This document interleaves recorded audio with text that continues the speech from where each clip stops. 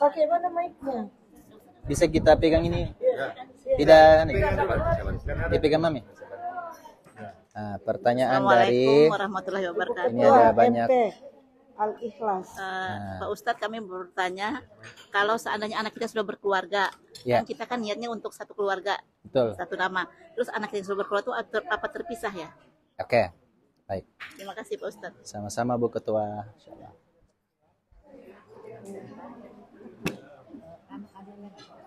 Oh ya, silakan. Mau kita tambah sekalian. Supaya masuk sorata. Ini jadi dakwah. Terima kasih Pak Ustaz atas Tunggu di channel kesempatan yang YouTube. diberikan kepada kami. Yang kami ingin tanyakan di sini masalah kurban.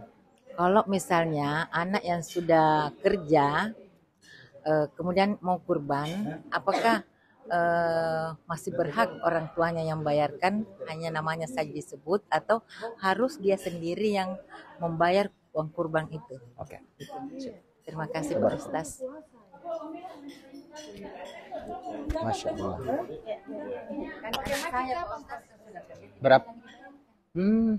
Nggak mau itu ah. Masya Allah Pak. Hati-hati di jalan Pak. Makasih banyak. Ya, saya izin sambil jawab supaya ibu-ibu juga menyimak. Ya, sama-sama. Jadi, bagus pertanyaannya ini. Tentang kurban. Jadi ini kurban yang paling banyak problematika pertanyaan soal kalau misalnya dia sudah beda kakak sudah menikah Nah, tergantung.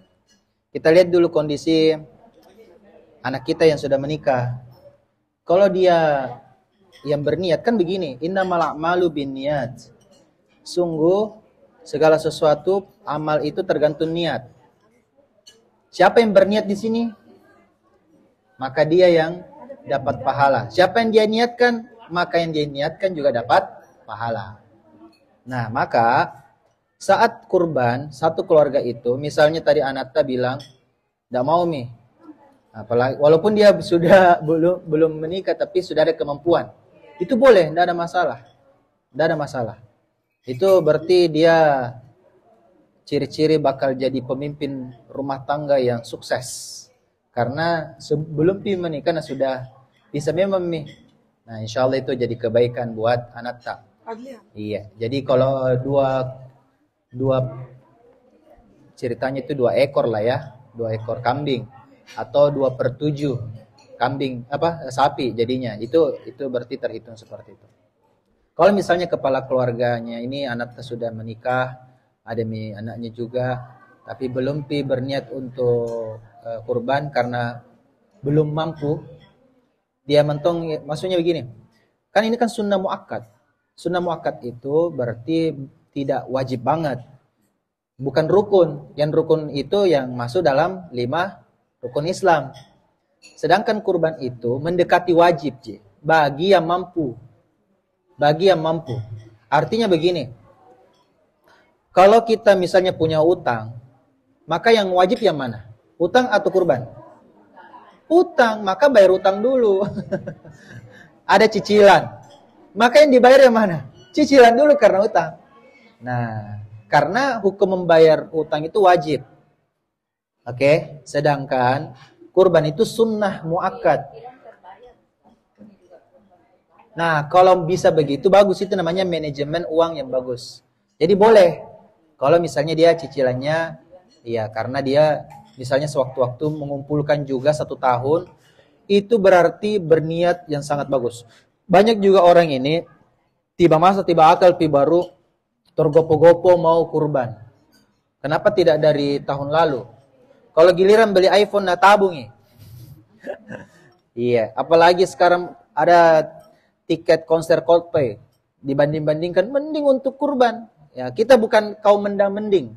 Kita nih kaum yang dimana bisa sekalian beli untuk keluarga sesuatu, misalnya kendaraan buat anak, kita juga bisa kurban. Masya Allah, tidak ada masalah, sejalan, tidak ada masalah.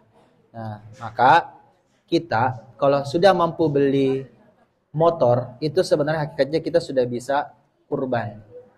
Iya, kalau kita sudah bisa cicil motor berarti kita sudah bisa kurban. Kalau bayar cash motor itu hakikatnya kita sebenarnya sudah mampu untuk umroh. Kalau kita sudah bisa beli mobil cash, itu tandanya kita sudah bisa seharusnya haji. Karena harga haji sama dengan harga mobil tak. Coba kita renungkan. Nah, sedangkan haji itu rukun bahkan, bukan wajib. Nah, mudah-mudahan kita dimampukan Allah, kita dipanggil oleh Allah, kita tabung baik-baik rezeki kita karena daftar tunggu memang lama toh. Iya, jadi yang penting sudah terdaftar miki daftar ki cepat. Sama dengan haji. Haji itu kan sebaiknya daftar memang ki dari saat ini. Iya. Jadi kapan waktunya dipanggil? Insya Allah kita akan berangkat. Kita tidak tahu tiba-tiba ada rezeki datang dari arah yang tak disangka-sangka, anak tak sukses. Lalu proyeknya, banyak pembelinya, mitra-mitranya berkembang, ekspor barang ke luar negeri semakin luas, semakin banyak. Tahu-tahu kita dapat rezeki dari situ. Kita nggak pernah tahu, yang penting kita mulai dulu. Daftar dulu, nabung dulu. DP target impian kita. Banyak orang lupa men-DP-nya. Lupa untuk menabungnya. Lupa untuk menyisihkannya. Banyak orang kalau dapat gaji, mohon maaf, begini cara berpikirnya. Dapat gaji, belanja dulu. Sisanya baru ditabung. Salah itu, Bu. Harusnya tabung dulu. Sisanya baru dibelanja. Karena kalau kita belanja dulu, sisanya mana? Habis semua. Jadi sebaiknya tabung dulu. Sisanya belanjakan supaya tidak ada rasa bersalah dengan uang yang kita dapat dari penghasilan pribadi, ataupun nafkah dari suami, ataupun datang dari anak kita. Jadi sisihkan dulu, simpan dulu, tabung dulu. Niatkan untuk apa? Kurban untuk tahun depan. Jadi targetnya memiliki, atau untuk umroh. Kan umroh juga itu banyak orang pengen umroh setiap tahun. Masya Allah, itu kan minimal sekarang 30 juta yang bagus. Minimal banget. Kalau mau umroh yang terbaik, umroh Ramadan 40 juta.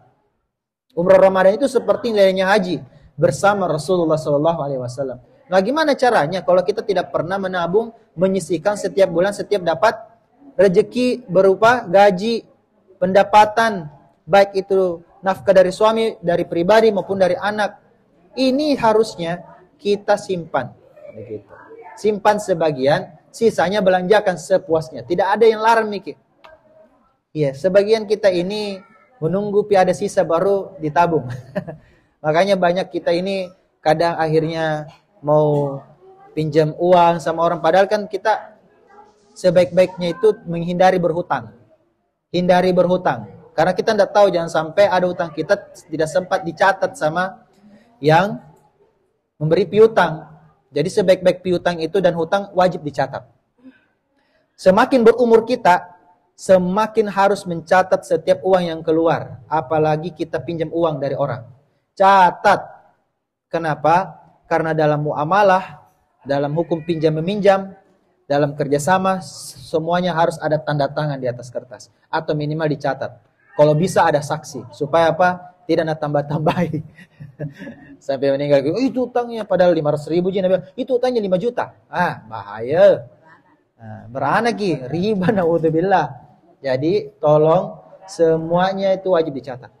Harus ada saksi. Memang begitu dalam Al-Baqarah. Surat Al-Baqarah ayat 182 kalau saya tidak salah ingat. Jadi di situ dituangkan bahwa jika engkau bermuamalah, utang piutang, kerjasama bisnis, itu wajib dicatat. Karena banyak orang itu karena tidak ada kerjasama, tanda tangan di atas kertas, tidak ada materai, tidak ada juga saksi, hitam di atas putih. Akhirnya apa? Banyak terjadi kesalahan. Nah, itulah pentingnya. Islam ini mengatur semuanya. Detail-detailnya itu diatur. Bukan hanya urusan yang besar-besar. Bukan hanya urusan masuk kamar mandi. Ya, kita baca doa sebelum kamar mandi. Tapi urusan yang begini-begini semuanya diatur. Apa yang kita mau tanyakan ada semua dalam agama. Ini luar biasanya Islam ini. Tidak ada yang pernah dilewatkan oleh Rasulullah SAW. Firman-Nya Allah itu turun sempurna. Al-yauma akmaltu lakum dinakum wa atmamtu alaikum ni'mati wa raditu lakumul Islam madinah. Allah sudah sempurnakan agama ini untuk kita. Apa pertanyaan pasti ada jawabannya. Pasti ada jawabannya dari Allah Subhanahu wa taala dan Rasulnya. Kalau tidak ada, dari situ ada ijma' para ulama yang sudah turun temurun itu ada semua mi. Sudah tertuang mi semua, sudah tertulis mi semua, maka perlulah kita untuk mendakwahkannya.